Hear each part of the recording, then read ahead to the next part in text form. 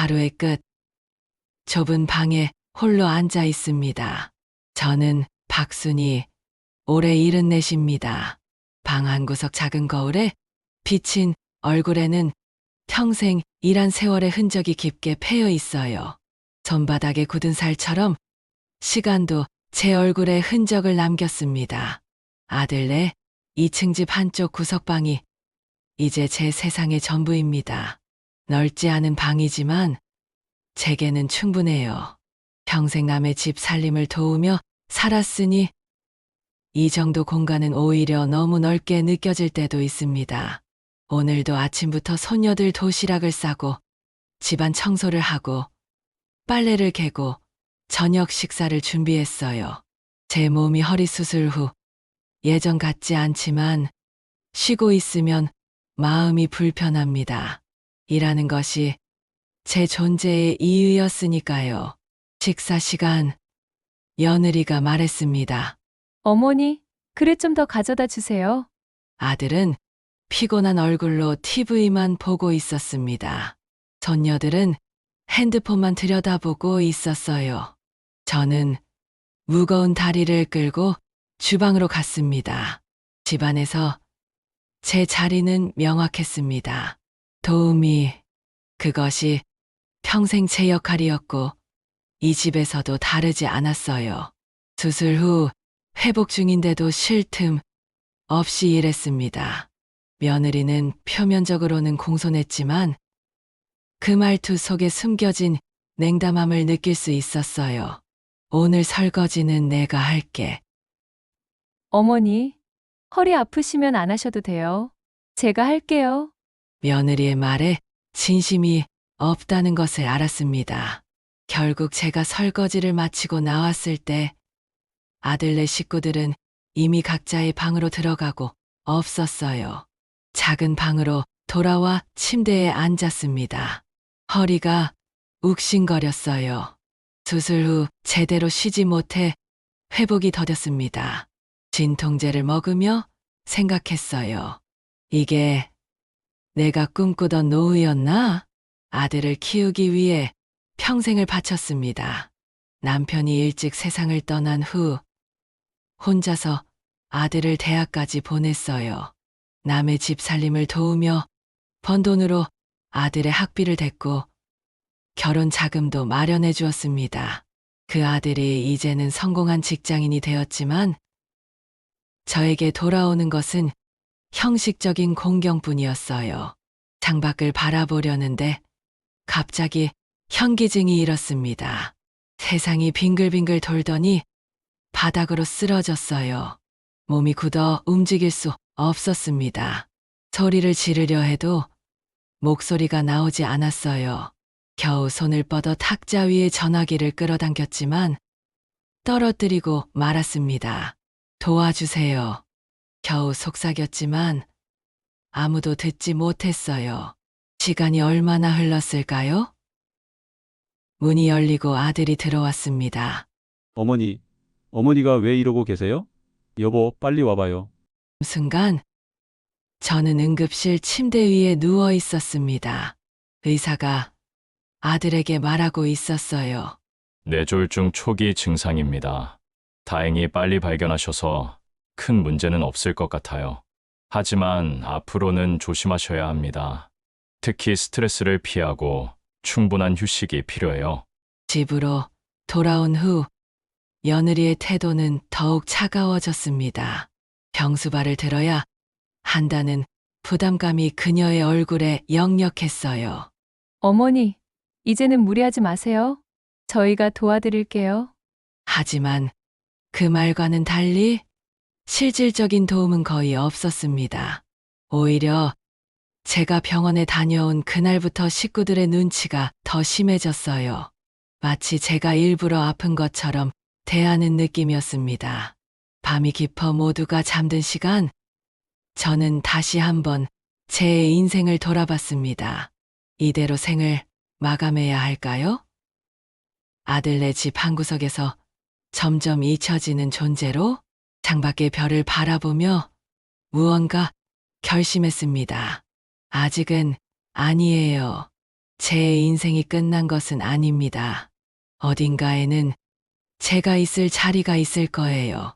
제 이름으로 불리는 곳이. 아침 일찍 눈을 떴습니다.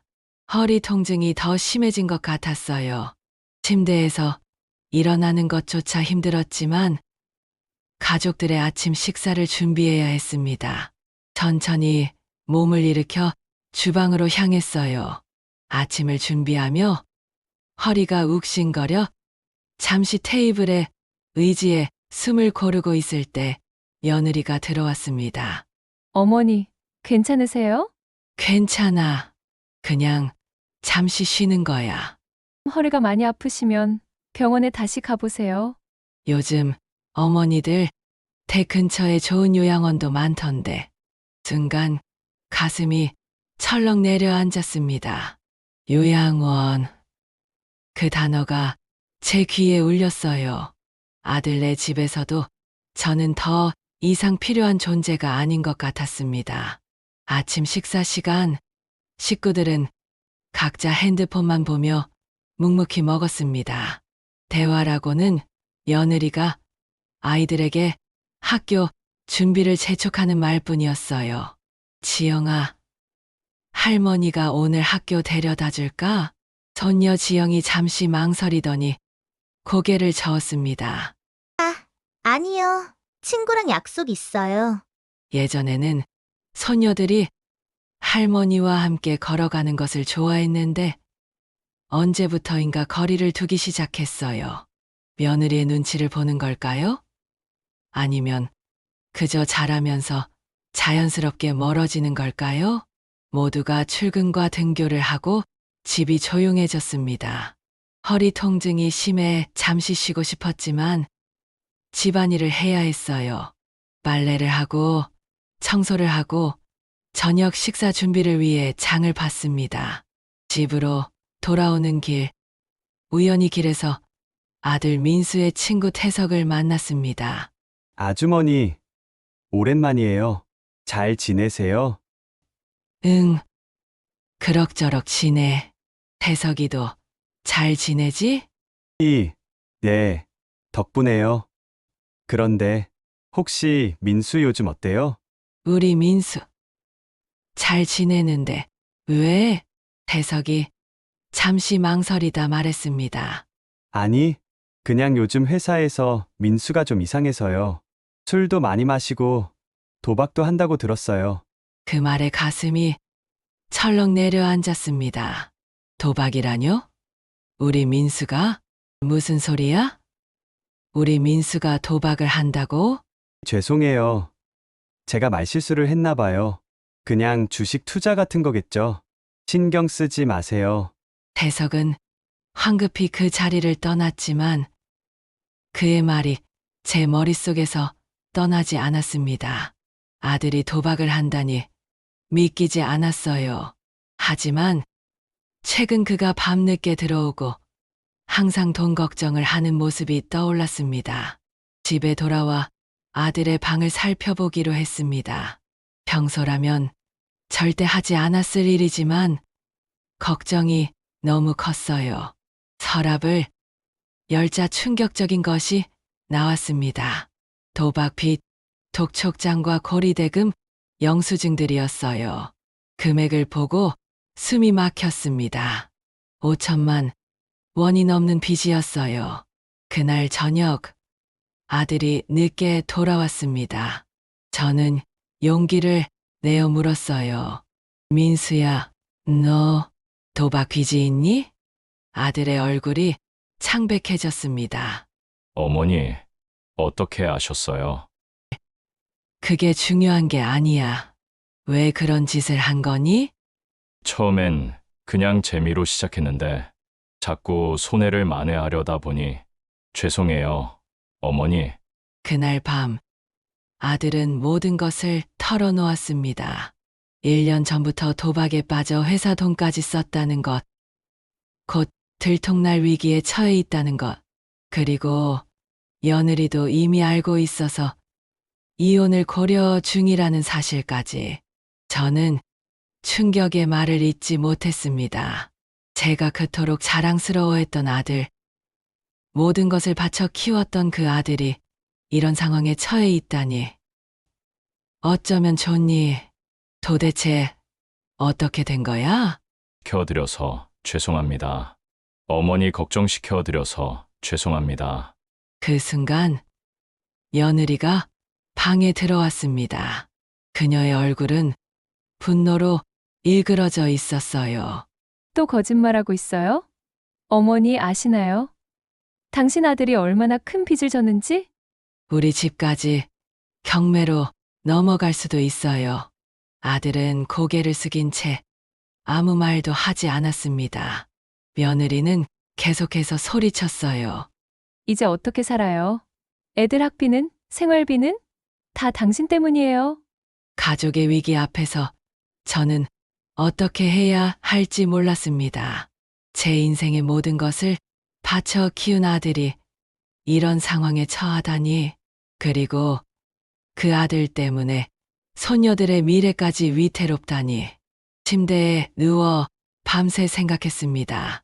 제게는 아직 작은 집 한 채가 있었어요. 남편이 남겨준 시골 집으로 지금까지 세를 주고 있었죠. 그 집을 팔면 아들의 빚을 갚을 수 있을지도 모릅니다. 하지만 그것은 제 노후를 위한 유일한 보험이었어요. 그 집을 팔면 저는 정말로 아무것도 남지 않게 됩니다. 아들네 집에 의지할 수밖에 없게 되겠지요. 내가 평생 바친 아들인데 어떻게 모른 척할 수 있겠어? 그날 밤 결심했습니다. 아들을 위해 마지막으로 한 번 더 희생하기로. 이른 아침 저는 부동산에 전화를 걸었습니다. 시골 집을 급매로 내놓기로 했어요. 다행히 집 상태가 좋아 빨리 팔릴 것 같다고 했습니다. 아들에게 이 사실을 알리자 그는 놀라며 말했습니다.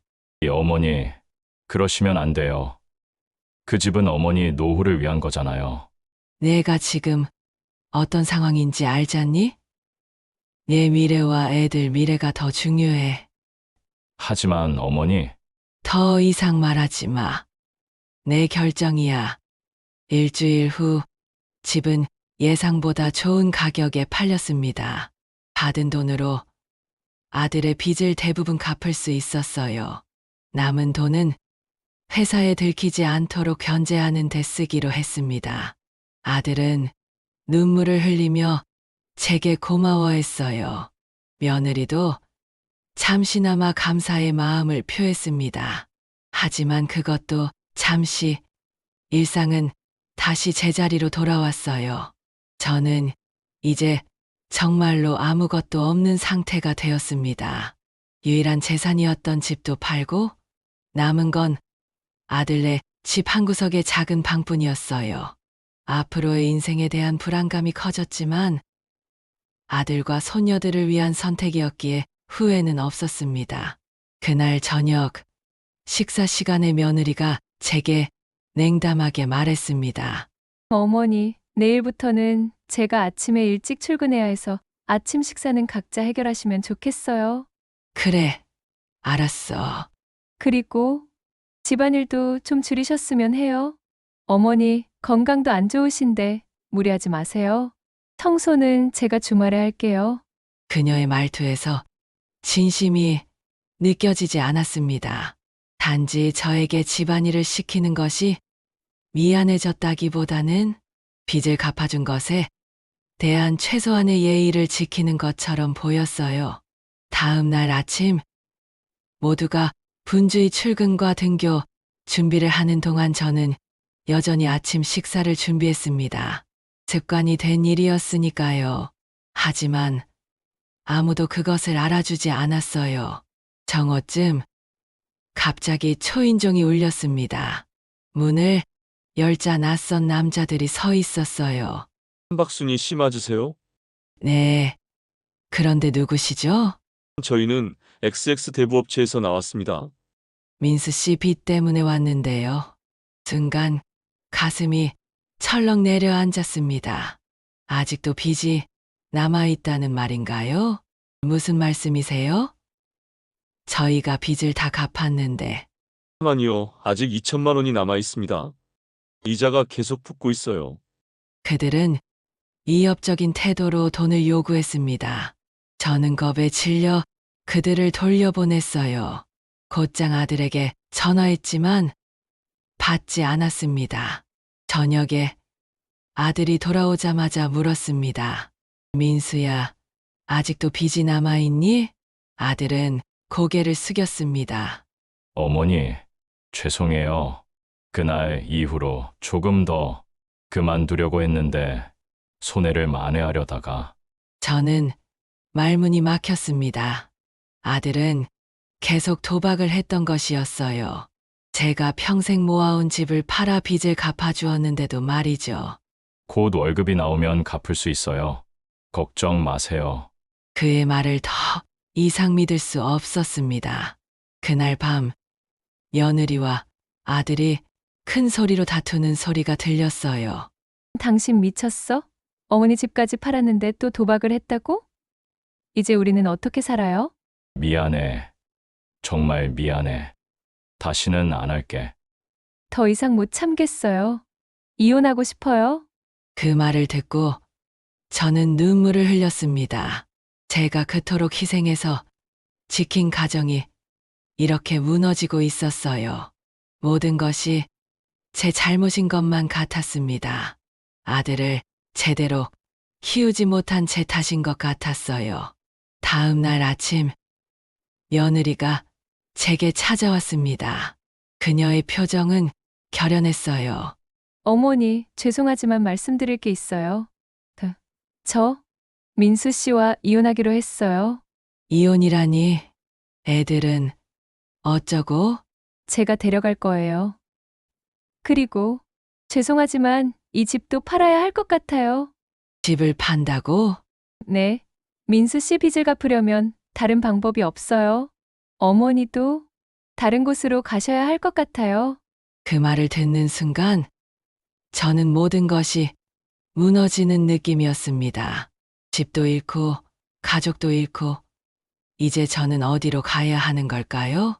제 친구가 요양원에서 일하는데 한번 알아봐 드릴게요. 요양원. 그 단어가 다시 한번 제 귀에 울렸습니다. 이제는 정말 그곳으로 가야 하는 걸까요? 한평생 남을 위해 살아온 제 인생이 그렇게 끝나는 걸까요? 밤이 깊어 모두가 잠든 시간, 저는 창밖의 별을 바라보며 생각했습니다. 이대로는 안 돼. 내 인생은 이렇게 끝나선 안 돼. 가방을 꺼내 짐을 싸기 시작했습니다. 얼마 안 되는 옷가지와 사진 몇 장, 그리고 시골 집을 팔고 몰래 남겨둔 작은 돈뭉치. 이것이 제 전 재산이었어요. 이제 제 인생의 새로운 장을 열 시간이었습니다. 새벽녘, 모두가 잠든 시간에 조용히 집을 나섰습니다. 짐가방 하나와 작은 배낭이 전부였어요. 뒤돌아보니 아들네 집이 어둠 속에 조용히 서 있었습니다. 가슴이 아팠지만 이제 돌아갈 수 없다는 것을 알았어요. 버스터미널로 향했습니다. 어디로 갈지는 정확히 정하지 않았어요. 그저 멀리 아무도 저를 모르는 곳으로 가고 싶었습니다. 터미널 안내판을 보니 다양한 지역 이름이 적혀 있었어요. 그중 울진이란 이름이 눈에 들어왔습니다. 바닷가 마을이라고 들었어요. 한 번도 가본 적 없는 곳이지만 왠지 그곳으로 가고 싶었습니다. 표를 사고 버스에 올랐습니다. 창밖으로 도시의 불빛이 점점 멀어지는 것을 바라보며 생각했어요. 이제 정말 혼자구나. 울진에 도착한 것은 정오쯤이었습니다. 작은 터미널에 내려 주변을 둘러보았어요. 바다 냄새가 코끝에 스쳤습니다.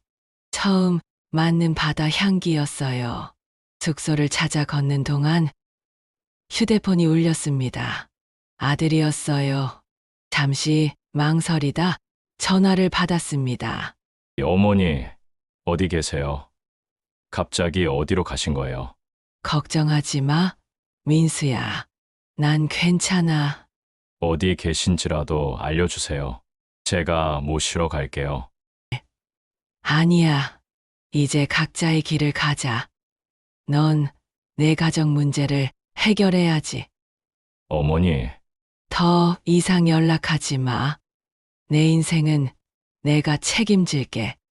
전화를 끊고 휴대폰을 끄고 주머니에 넣었습니다.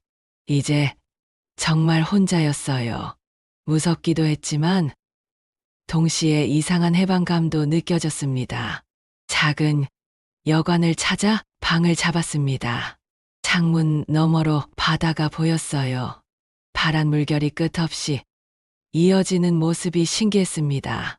평생 산속에서만 살아왔기에 바다는 저에게 새로운 세계였어요.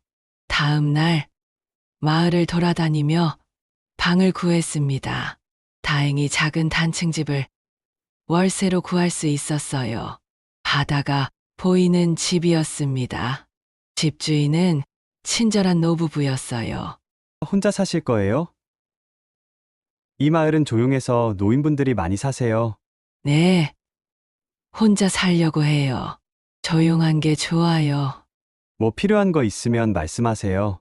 우리도 옆집에 살거든요. 집에 짐을 풀고 나니 현실감이 들었습니다. 이제 이곳이 제 집이라니? 아무도 저를 모르는 곳. 제가 그저 박순이라는 이름으로만 불리는 곳. 방구석에 있는 작은 탁자에 앉아 편지를 썼습니다. 아들에게 보내는 편지였어요. 민수에게 갑자기 떠나서 미안하구나. 하지만 이제 서로에게 시간이 필요한 것 같아. 너는 내 가정을 다시 세우고 나는 내 삶을 찾아야 해. 걱정하지 마. 난 괜찮아. 울진이라는 바닷가 마을에서 지내고 있어. 정말 아름다운 곳이야. 내가 어렸을 때 바다를 보여주지 못한 게 늘 아쉬웠는데 이제야 내가 바다를 보게 되었구나. 인생이란 참 이상한 것 같아. 사랑하는 아들아, 행복하길 바란다. 편지를 봉투에 넣고 주소를 적었습니다. 내일 우체국에 가서 붙이기로 했어요. 창밖으로 석양이 바다를 붉게 물들이고 있었습니다. 그 광경이 너무 아름다워 한동안 바라보았어요. 이렇게 아름다운 것을 이제야 보다니 인생은 참 이상했습니다. 저녁을 준비하려고 부엌으로 갔지만 냉장고는 텅 비어 있었어요. 근처 슈퍼마켓에 가서 간단한 식료품을 샀습니다. 혼자 먹는 밥상을 차리는 것은 처음이었어요. 평생 누군가를 위해 음식을 해왔지만 이제는 오직 저만을 위한 식사였습니다. 밤이 깊어가는데 갑자기 현관문을 두드리는 소리가 들렸습니다. 놀라서 문을 열어보니 아들 민수가 서 있었어요. 어머니, 민수야, 어떻게 여기를? 편지 보냈잖아요. 우체국에서 발신지 주소를 확인했어요. 아들의 얼굴은 지쳐 보였습니다. 글을 안으로 들였어요. 어머니, 제발 집으로 돌아가세요. 이런 데서 어떻게 사세요? 여기가 이제 내 집이야. 하지만 어머니, 민수야, 내 말 좀 들어봐. 난 평생 남을 위해 살았어. 너를 위해, 내 가족을 위해. 이제는 내 삶을 살고 싶어. 그래도 이렇게 갑자기 떠나시면 어떻게 해요? 갑자기가 아니야. 오랫동안 내 자리를 찾지 못하고 있었어. 너희 집에서 난 그저 도움이었을 뿐이야. 아들의 눈에 눈물이 고였습니다. 죄송해요. 어머니, 제가 너무 무심했어요. 내 탓이 아니야. 그저 각자의 삶이 있는 거지. 혜원이가 이혼하자고 했어요. 아이들도 데리고 가겠대요. 그래도 내가 애들 아빠잖니. 그 관계는 변하지 않아. 도박 때문에 회사에서도 잘릴 것 같아요. 어머니, 저 이제 어떻게 해야 할지 모르겠어요. 아들의 모습이 너무나 초라해 보였습니다. 그토록 자랑스러워했던 제 아들이 이렇게 무너져 내리다니. 민수야, 이제 내 문제는 내가 책임져야 해. 더 이상 내가 해결해 줄 수 없어. 알아요. 하지만 어머니만큼은 내 곁에 있어 주세요. 그건 안 돼. 이제 각자의 길을 가야 할 때야. 밤새 이야기를 나눴습니다. 아들은 자신의 문제를 인정하고 도박 중독 치료를 받기로 했어요. 며느리와도 대화를 시도해 보겠다고 했습니다. 그리고 무엇보다 제 선택을 존중하겠다고 약속했어요. 다음 날 아침 아들을 배웅했습니다. 버스 정류장까지 함께 걸었어요.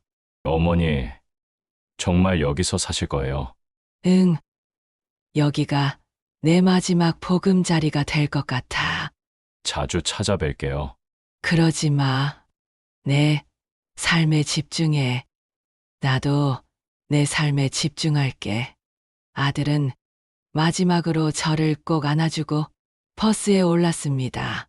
떠나가는 버스를 바라보며 눈물이 흘렀어요. 아들과의 인연이 이렇게 정리되는 것 같았습니다. 집으로 돌아오는 길, 바닷가를 걸었습니다. 파도가 부드럽게 해변을 어루만지는 모습이 평화로웠어요. 문득 이 모든 것이 꿈만 같았습니다. 제가 정말 모든 것을 뒤로하고 새로운 삶을 시작한 것이 맞나요? 그날부터 저는 정말로 제 인생을 살기 시작했습니다. 아무도 저를 모르는 이 마을에서 그저 박순이라는 이름으로만 불리며 누구의 눈치도 보지 않고 살아가는 삶이었어요. 울진에서의 생활도 어느덧 한 달이 지났습니다. 작은 집에서의 생활에 조금씩 적응해가고 있었어요. 바다를 바라보며 아침을 맞이하는 일상이 즐거웠습니다. 이웃들과도 조금씩 친해졌어요. 옆집 할머니 순자 씨는 저에게 텃밭 가꾸는 법을 가르쳐 주었고, 건너편 할아버지는 가끔 직접 잡은 생선을 나눠주셨습니다. 어느 날 아침 전화가 왔습니다. 아들이었어요. 어머니, 잘 지내세요? 응, 잘 지내. 너는? 저도 괜찮아요. 치료도 받고 있고, 혜원이하고도 대화를 시작했어요. 다행이구나. 애들은? 아직 많이 화나 있지만 조금씩 나아지고 있어요. 어머니, 한 가지 물어볼 게 있어요. 뭐니? 혹시 집 문서 어디 있는지 아세요? 시골집 말이에요. 순간 가슴이 철렁 내려앉았습니다. 집 문서라니? 왜 그걸 물어? 아, 그냥 정리할 게 있어서요. 무언가 이상한 느낌이 들었습니다. 전화를 끊고 생각에 잠겼어요. 집 문서는 제가 가지고 있었습니다. 아들의 빚을 갚기 위해 집을 팔 때 필요한 서류들이었죠. 그날 오후 마을 슈퍼마켓에 갔다가 충격적인 소식을 들었습니다. 슈퍼 주인이 신문을 가리키며 말했어요. 이거 보셨어요? 서울에서 대규모 부동산 사기가 있었다네요. 신문을 보니 익숙한 부동산 중개업소 이름이 눈에 들어왔습니다. 제가 시골 집을 팔았던 그곳이었어요. 기사를 읽어보니 그곳에서 거래된 여러 부동산의 소유권이 제대로 이전되지 않았다고 했습니다. 집으로 돌아와 급히 서류를 확인했습니다. 시골 집 매매 계약서와 등기부등본을 보니 아직도 제 이름으로 되어 있었어요. 소유권 이전이 이루어지지 않은 것이었습니다. 그렇다면 제 집은 아직 제 것인가요? 그런데 돈은 이미 받았고 아들의 빚을 갚는 데 썼는데 혼란스러운 마음으로 변호사 사무실을 찾았습니다. 상황을 설명하자 변호사가 말했어요. 이건 복잡한 상황이네요. 계약금과 중도금은 받으셨지만 잔금을 받지 못하셨고 소유권 이전도 안 됐군요. 법적으로는 아직 할머니 소유입니다. 그럼 제가 그 집으로 돌아갈 수 있나요? 네, 가능합니다. 하지만 받으신 돈은 돌려줘야 해요. 그 돈은 이미 다 써버렸어요. 그럼 문제가 복잡해질 수 있습니다. 하지만 사기 사건으로 조사가 진행 중이니 일단 상황을 지켜보는 게 좋겠어요. 집으로 돌아오는 길 마음이 복잡했습니다. 그런데 더 큰 충격이 기다리고 있었어요. 집 앞에 아들과 며느리가 서 있었습니다. 어머니, 드디어 찾았네요. 민수야, 무슨 일이야? 어머니, 저희가 할 말이 있어요. 집 안으로 들어와 앉았습니다. 아들과 며느리의 표정이 심각했어요. 어머니, 시골집이 아직 어머니 소유라는 거 아세요? 방금 알았어. 부동산 사기였던 것 같아. 그래서 왔어요. 저희가 집을 되찾을 수 있을 것 같아요. 집을 되찾는다고? 네, 어머니 명의니까 가능해요. 그런데 며느리가 말을 이었습니다. 그 집을 담보로 대출을 받아서 저희 빚을 해결하려고요. 순간 숨이 막혔습니다. 그들은 제 집을 되찾아 또다시 빚을 갚으려는 것이었어요. 한데, 그 집은 내 거야. 하지만 어머니, 저희가 정말 어려운 상황이에요. 이혼 위기고 집도 경매로 넘어갈 위험이 있어요. 그건 내 문제야. 더 이상 내 희생으로 해결할 수는 없어. 며느리의 표정이 차갑게 변했습니다. 어머니, 생각해 보세요. 어머니는 여기서 혼자 사시기엔 너무 불편하잖아요. 저희가 서울에서 모시고 아니, 이제 그만이야. 내 인생은 내가 결정할 거야. 아들은 간절한 표정으로 말했습니다. 어머니, 제발요. 마지막으로 한 번만 도와주세요. 민수야, 넌 내 아들이고 항상 사랑하지만 이제 각자의 삶을 살아야 해. 내 희생으로 내 문제를 해결할 수는 없어. 그날 밤 아들과 며느리는 실망한 표정으로 떠났습니다. 그들을 배웅하며 마음이 아팠지만 이것이 옳은 결정이라고 생각했어요. 집으로 돌아와 창밖의 바다를 바라봤습니다. 파도가 끊임없이 밀려왔다 물러갔다 하는 모습이 저희 마음과 같았어요. 결국 저는 아들의 부탁을 거절했습니다. 평생 처음으로 제 자신을 우선시한 결정이었어요. 그날 밤 시골 집으로 돌아갈지 고민했습니다. 그곳은 제가 남편과 함께 살았던 곳이었어요. 추억이 가득한 곳이었죠.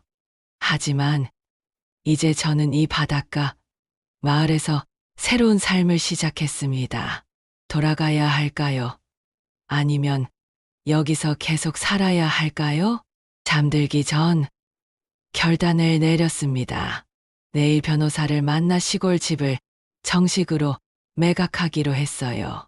그리고 그 돈으로 이 바닷가 마을에 작은 집을 사기로 했습니다. 이제 제 인생의 마지막 장은 이곳에서 써내려갈 것이었어요. 변호사의 도움으로 시골 집 문제를 해결했습니다. 다행히 합법적인 방법으로 매각이 이루어졌고 받은 돈으로 울진에 작은 집을 살 수 있었어요. 이제 진정한 의미에서 제 집이 생긴 것이었습니다. 집들이를 하는 날 이웃들이 찾아왔습니다. 순자 씨와 다른 이웃 할머니들이 음식을 가져오며 축하해 주었어요. 순희 씨, 축하해요. 이제 정말 우리 마을 사람이 됐네요. 우리 동네에 온 지 얼마 안 됐다더니 벌써 집까지 사다니 대단하세요. 이웃들의 축하를 받으며 가슴이 따뜻해졌습니다. 이곳에서는 저를 서울에서 온 순이 할머니로 불렀어요. 그저 한 사람으로서 존중받는 느낌이었습니다. 집들이 자리에서 순자 씨가 물었습니다. 순이 씨, 혼자 사시는데 외롭지 않으세요? 가끔은 그렇지만 이렇게 좋은 이웃들이 있으니 괜찮아요. 우리 마을에 노인회가 있는데 한번 나와 보세요. 재밌는 활동도 많고 좋은 사람들도 많아요. 그래요? 한번 가볼게요. 다음 날 용기를 내어 노인회에 나갔습니다. 처음에는 어색했지만 모두가 친절하게 맞아주었어요. 노래도 부르고 레크리에이션도 하고 때로는 간단한 봉사활동도 했습니다. 노인회 회장 김 할아버지가 말씀하셨습니다. 순이 씨, 서울에서 오셨다고 들었는데 혹시 뭐 특기 같은 거 있으세요? 특기요? 글쎄요. 평생 살림만 했는데 살림 잘하시면 요리도 잘하시겠네요. 요리요? 남들 하는 정도는 해요. 다음 주에 마을 축제가 있는데 요리 담당으로 참여해 보시는 건 어때요? 처음으로 누군가가 제게 역할을 부탁했습니다. 아들네 집에서는 항상 당연하게 여겨졌던 제 능력이 이곳에서는 가치 있게 평가받는 것 같았어요. 네, 한번 해볼게요. 마을 축제 준비를 위해 여러 할머니들과 함께 요리를 했습니다. 저는 제가 잘하는 김치와 나물 요리를 맡았어요. 모두가 저희 음식을 칭찬했습니다. 순이 씨, 이 김치 정말 맛있네요. 어떻게 이렇게 맛있게 담그세요? 비법이 있어요. 다음에 알려드릴게요. 축제 당일 마을 사람들이 모두 모였습니다. 제가 만든 음식을 많은 사람들이 맛있게 먹는 모습을 보니 뿌듯했어요. 이런 보람을 느껴본 적이 있었나 생각해보니 오랜만이었습니다. 저녁이 되어 집으로 돌아오는 길, 마을 이장님이 말씀하셨습니다. 박순희 씨, 우리 마을에 와주셔서 감사합니다. 오늘 음식 정말 맛있었어요. 아니에요. 제가 감사하죠. 이렇게 좋은 마을에서 살게 되어서. 혹시 마을 회관에서 요리 강습 같은 거 해주실 수 있을까요? 젊은 며느리들이 배우고 싶어 해요. 순간 놀라웠습니다. 제가 강사가 된다고요? 평생 남의 집 살림을 도우며 살았던 제가 이제는 누군가를 가르치는 위치가 된다니. 할 수 있을까요? 물론이죠. 순희 씨처럼 솜씨 좋은 분이 많지 않아요. 그렇게 저는 마을 회관에서 요리 강습을 시작하게 되었습니다. 처음에는 긴장했지만 점차 자신감이 생겼어요. 젊은 며느리들이 제 요리법을 배우려 열심히 노력하는 모습을 보며 뿌듯함을 느꼈습니다. 어느 날 강습이 끝나고 집으로 돌아오는 길에 택배가 도착해 있었습니다. 보낸 사람은 손녀 지영이었어요. 설레는 마음으로 상자를 열었습니다. 안에는 지영이가 그린 그림과 짧은 편지가 들어 있었어요. 사랑하는 할머니께, 할머니, 보고 싶어요. 잘 지내고 계신가요? 아빠가 할머니가 바닷가에 사신다고 했어요. 바다가 어떻게 생겼는지 그려봤어요. 맞나요? 다음에 꼭 보러 갈게요. 사랑해요. 지영이. 눈물이 흘렀습니다. 손녀의 그림을 보니 가슴이 따뜻해졌어요. 그림 속 바다는 실제 바다와는 많이 달랐지만 그 순수한 마음이 느껴졌습니다. 곧바로 답장을 썼습니다. 사랑하는 지영아, 할머니도 너희들이 많이 보고 싶구나. 그림 정말 예쁘게 잘 그렸네.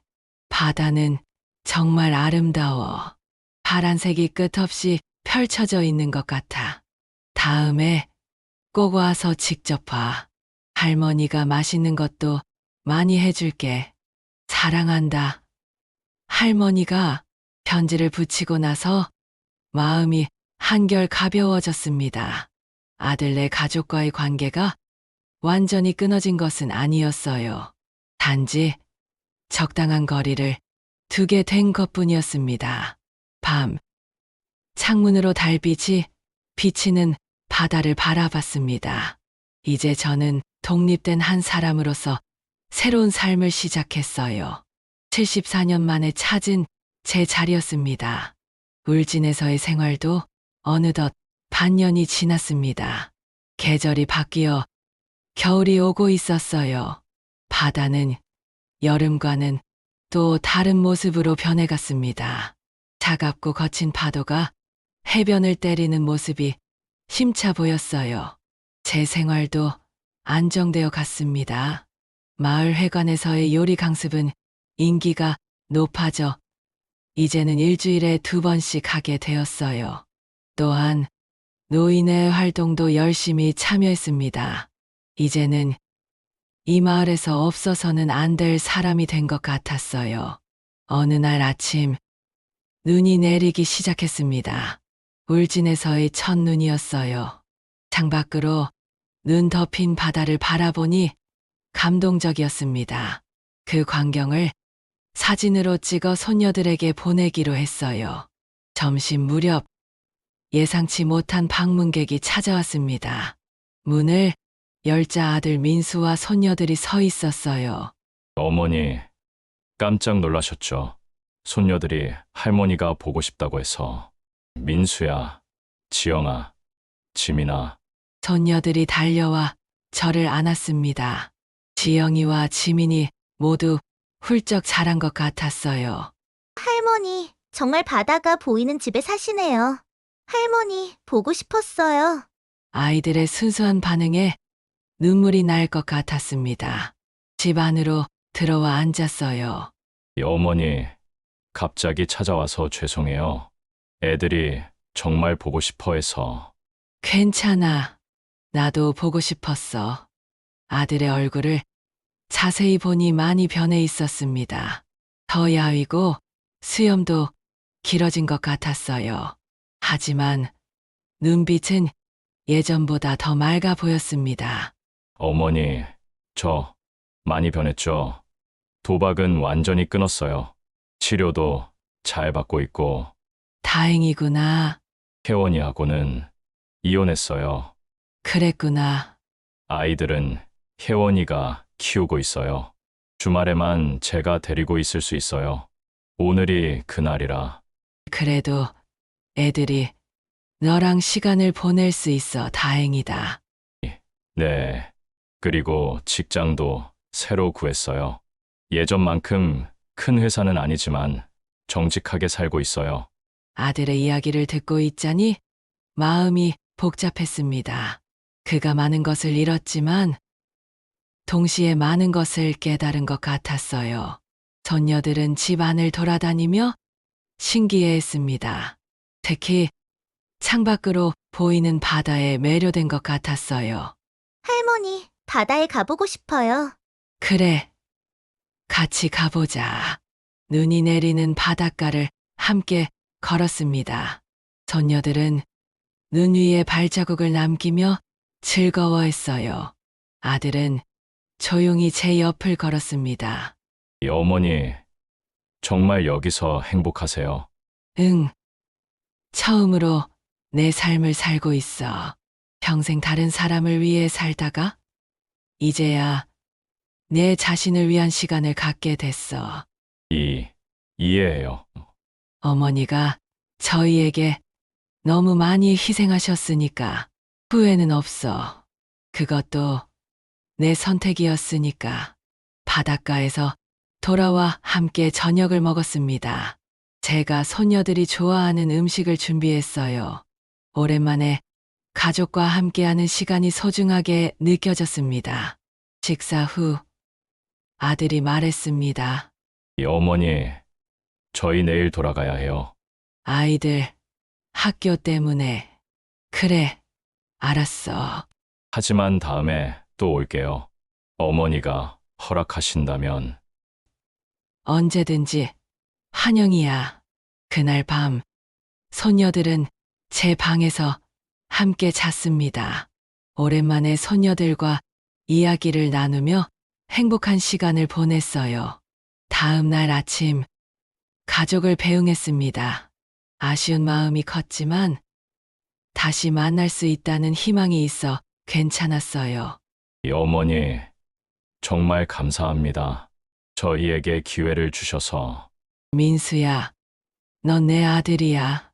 그건 변하지 않아. 다음에 꼭 다시 올게요. 할머니, 약속해요. 방학 때 또 올게요. 할머니, 사랑해요. 소녀들의 인사에 가슴이 따뜻해졌습니다. 그들이 타고 온 차가 멀어질 때까지 손을 흔들었어요. 집으로 돌아와 창밖의 바다를 바라봤습니다. 눈이 그치고 햇살이 바다 위로 반짝이고 있었어요. 마치 새로운 시작을 알리는 것 같았습니다. 그날 오후 노인의 모임에 갔습니다. 회원들이 반갑게 맞아주었어요. 순희 씨, 가족들 왔다 갔다면서요? 좋았겠네요. 네, 정말 반가웠어요. 이번 주말에 마을 어르신들 나들이 가기로 했는데 순희 씨도 같이 가시죠? 어디로 가나요? 포항 쪽에 있는 온천이요. 하루 코스로 다녀올 거예요. 네, 좋아요. 나들이 준비를 하며 생각했습니다. 평생 누군가를 위해 살았지만 이제는 저 자신을 위해 즐거운 시간을 보내는 법을 배우고 있었어요. 주말 노인의 회원들과 함께 온천 나들이를 다녀왔습니다. 오랜만에 느끼는 여행의 즐거움이었어요. 버스 안에서 노래도 부르고 이야기도 나누며 행복한 시간을 보냈습니다. 온천에 들어가니 몸의 피로가 풀리는 것 같았어요. 순자 씨와 다른 할머니들과 수다를 떨며 웃음꽃을 피웠습니다. 순희 씨, 서울에서는 이런 거 안 해봤어요? 아니요. 늘 바쁘게 살다 보니 여행 같은 건 생각도 못 했어요. 이제부터 많이 즐기세요. 인생은 즐기라고 있는 거니까. 그 말이 가슴에 와닿았습니다. 인생은 즐기라고 있는 것. 지금까지 저는 그것을 몰랐어요. 나들이에서 돌아온 후 갑자기 몸이 좋지 않았습니다. 열이 나고 기침이 심해졌어요. 아마도 날씨가 추워진 탓인 것 같았습니다. 다음 날 상태가 더 악화되어 순자 씨가 병원에 데려갔습니다. 의사는 폐렴 초기 증상이라고 했어요. 할머니, 나이가 있으시니 조심하셔야 해요. 입원하시는 게 좋겠습니다. 그렇게 저는 병원에 입원하게 되었습니다. 작은 병원이었지만 의료진들이 친절하게 대해주었어요. 순자 씨와 다른 이웃들도 자주 병문안을 왔습니다. 입원 3일째 예상치 못한 방문객이 찾아왔습니다. 아들 민수였어요. 어머니, 어떻게 지내세요? 이장님한테 연락받고 바로 왔어요. 민수야, 왜 왔어? 괜찮은데. 괜찮을 리가 있나요? 이제 제가 어머니 곁에 있을게요. 아들은 정말로 저를 위해 휴가를 내고 병간호를 시작했습니다. 약을 챙겨주고 식사를 도와주고 밤에는 병실에서 함께 잤어요. 그의 따뜻한 보살핌에 점점 건강을 회복할 수 있었습니다. 이번 일주일 만에 퇴원했습니다. 아들은 제가 완전히 회복될 때까지 울진에 머물겠다고 했어요. 어머니, 이제 제가 어머니를 돌볼 차례예요. 평생 저를 위해 사셨으니 이제는 제가 어머니를 위해 살게요. 그럴 필요 없어. 난 여기서 잘 지내고 있으니까. 알아요. 하지만 가끔은 제가 찾아와서 도와드리고 싶어요. 어머니가 허락해 주신다면 그의 진심 어린 모습에 마음이 녹았습니다. 이제 우리는 서로를 이해하고 존중하는 관계로 변화하고 있었어요. 어머니, 요즘 자주 생각해요. 어머니가 저를 위해 얼마나 많은 것을 희생하셨는지. 그런데 저는 어머니의 마음을 전혀 이해하지 못했어요. 그건 내 잘못이 아니야. 나도 너를 너무 짐처럼 여겼을 수도 있어. 아니에요. 어머니는 최선을 다하셨어요. 이제야 그걸 깨달았어요. 아들이 울진에 머무는 동안 우리는 많은 대화를 나눴습니다. 그동안 하지 못했던 이야기들, 서로의 마음속에 있던 생각들을 솔직하게 나눴어요. 그 과정에서 우리의 관계는 더욱 깊어졌습니다. 퇴원 2주 후 아들은 서울로 돌아가야 했습니다. 회사 일이 있었기 때문이었어요. 어머니, 꼭 건강하세요. 그리고 뭐든 필요한 게 있으면 연락하세요. 너도 조심히 지내고 아이들 잘 돌봐. 네. 애들 방학 때 또 데리고 올게요. 아들을 배웅하고 집으로 돌아오는 길, 마음이 가벼웠습니다. 이제 저와 아들은 서로의 삶을 존중하는 관계가 되었어요. 더 이상 의무감이나 부담감 없이 진정한 가족으로서 서로를 사랑하게 된 것이었습니다. 창밖으로 바다가 보였습니다. 겨울 바다의 거친 파도가 마치 제 인생과 같다는 생각이 들었어요. 많은 풍파를 겪었지만 결국 자신의 길을 찾아가는 모습이 바다를 바라보며 생각했습니다. 모든 것이 제자리를 찾아가고 있구나. 울진에서의 생활도 어느덧 1년이 지났습니다. 계절이 바뀌어 다시 봄이 왔어요. 창밖으로 보이는 바다는 더욱 푸르고 생기 있게 변했습니다. 마당에는 제가 심은 꽃들이 피어나기 시작했어요. 마을에서의 저는 이제 완전히 정착했습니다. 서울에서 온 순이 할머니가 아니라 그저 순이 할머니로 불리며 마을의 일원이 되었어요. 요리 강습은 계속되었고 노인의 활동도 활발히 했습니다. 특히 최근에는 마을 축제 준비위원회 일원으로 선정되어 더욱 바빠졌어요. 어느 날 아침 우편함에 편지가 도착했습니다. 보낸 사람은 며느리 혜원이었어요. 놀라운 마음으로 편지를 열었습니다. 어머님께 갑작스러운 편지 죄송합니다. 오랜 고민 끝에 용기를 내어 이렇게 글을 씁니다. 어머님이 떠나신 후 많은 생각을 했습니다. 어머님께 너무 냉담했던 제 모습이 부끄러웠어요. 어머님은 늘 저희 가족을 위해 헌신하셨는데 저는 그것을 당연하게 여겼습니다. 민수 씨와 이혼한 후 혼자 아이들을 키우면서 비로소 어머님의 마음을 조금이나마 이해하게 되었습니다. 홀로 아이를 키우는 것이 얼마나 힘든지, 얼마나 많은 희생이 필요한지 깨달았어요. 어머님의 용서를 구합니다. 그리고 아이들이 할머니를 정말 보고 싶어 합니다. 가능하시다면 다음 주말에 아이들과 함께 어머님을 뵈러 가도 될까요?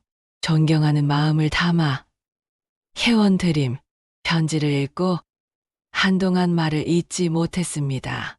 며느리의 진심, 어린 사과와 화해의 제안이 뜻밖이었어요. 한참을 생각한 후 전화를 걸었습니다. 혜원아, 나야. 어머님, 편지 받으셨군요. 응, 받았어. 너희들 언제든 와도 좋아. 정말요? 감사합니다, 어머님. 아이들이 정말 좋아할 거예요. 나도 기다릴게.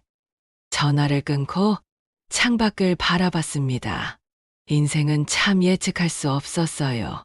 제가 떠나온 지 1년 만에 며느리가 먼저 화해의 손길을 내밀다니. 그날 저녁 노인의 회장님이 찾아왔습니다. 순희 씨, 좋은 소식이 있어요. 우리 마을이 행복마을 만들기 대회에 참가하기로 했는데 순희 씨를 대표로 추천하려고요. 저요? 왜 저를? 순희 씨가 우리 마을에 온 이후로 요리 강습도 하고 축제 준비도 도와주시고 정말 많은 변화가 있었어요. 순희 씨 같은 분이 대표로 나서면 좋을 것 같아서요. 그 말을 듣고 깜짝 놀랐습니다. 제가 이 마을에 변화를 가져왔다니 믿기지 않았어요. 아직 이 마을에 온 지 얼마 안 됐는데, 그래도 순희 씨는 이제 우리 마을의 중요한 일원이에요. 한번 해보세요. 그렇게 저는 행복마을 만들기 대회 대표가 되었습니다. 마을 주민들과 함께 계획을 세우고 준비하는 과정에서 더욱 많은 사람들과 가까워졌어요. 특히 저희 요리 솜씨가 마을의 자랑거리가 되었습니다. 대회 당일 긴장된 마음으로 준비했습니다. 마을 특산품을 활용한 요리와 전통 공예품을 전시했어요. 심사위원들 앞에서 저는 마을을 대표해 발표도 했습니다.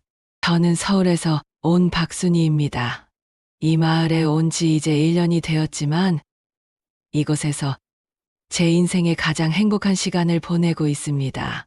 이 마을은 저에게 새로운 삶을 선물해 주었어요. 발표를 마치고 돌아오는 길, 마을 주민들이 박수를 쳤습니다. 결과는 아직 나오지 않았지만 그들의 응원만으로도 충분히 행복했어요. 다음 날, 며느리 회원과 손녀들이 찾아왔습니다. 오랜만에 보는 아이들은 더욱 자라 있었어요. 할머니, 보고 싶었어요. 할머니, 이번에는 더 오래 있을 거예요. 며느리 회원은 조금 망설이다가 말했습니다. 어머님, 정말 잘 지내고 계신 것 같아요. 여기가 어머님께 정말 좋은 곳인 것 같아요. 응, 여기서 정말 행복해. 저 사과드리고 싶어요. 예전에 어머님께 못되게 굴어서 괜찮아, 혜원아. 그건 이제 다 지난 일이야. 참, 어머님, 혹시 서울에 한번 오실 생각은 없으세요? 아이들이 할머니와 더 자주 보고 싶어 해요. 그 말에 잠시 생각에 잠겼습니다. 서울로 돌아간다. 한때는 그곳이 제 고향이었지만 이제 이 바닷가 마을이 제 집이 되었어요. 가끔 가볼게. 하지만 내 집은 이제 여기야. 네, 이해해요. 그럼 저희가 자주 찾아뵐게요. 그날 저녁, 손녀들과 함께 바닷가를 거닐었습니다. 봄바람이 부드럽게 불어오는 가운데 아이들은 조개를 줍고 모래성을 쌓으며 즐거워했어요. 집으로 돌아오는 길, 며느리가 말했습니다. 어머님, 정말 달라지셨어요. 훨씬 더 행복해 보이세요. 그래? 이제야 내 자신으로 살게 됐거든. 이해해요. 어머님은 늘 다른 사람을 위해 사셨으니까. 이제는 어머님 자신을 위한 시간이 필요하셨던 거죠?